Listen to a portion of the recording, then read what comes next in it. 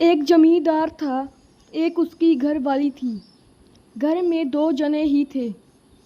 जमींदार खेत में काम करता था और उसकी पत्नी घर का काम करती थी।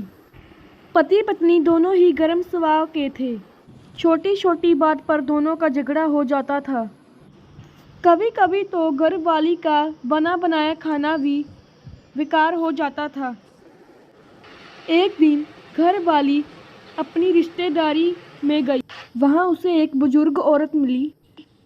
बातों बातों में जमींदार की घरवाली ने बुजुर्ग औरत को बताया कि मेरे घर वाले का मिजाज बहुत चिड़चिड़ा है।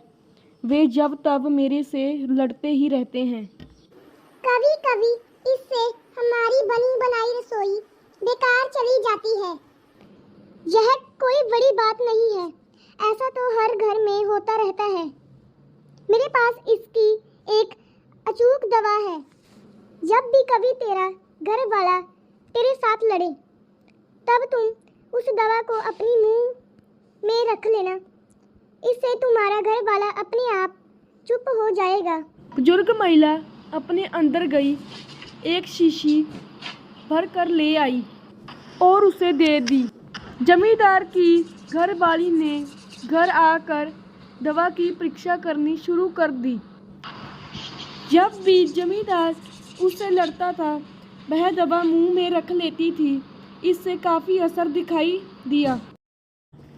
जमींदार का लड़ना काफ़ी कम हो गया था। यह देखकर वह काफ़ी खुश हुई। वह खुशी खुशी बुजुर्ग महिला के पास गई और कहा, आपकी दवाई तो कारगर सिद्ध हुई है। आपने इसमें क्या क्या डाला है, जरा बता देना। मैं इसे घर में ही बना लूंगी। बार बार आना जाना मुश्किल हो जाता है।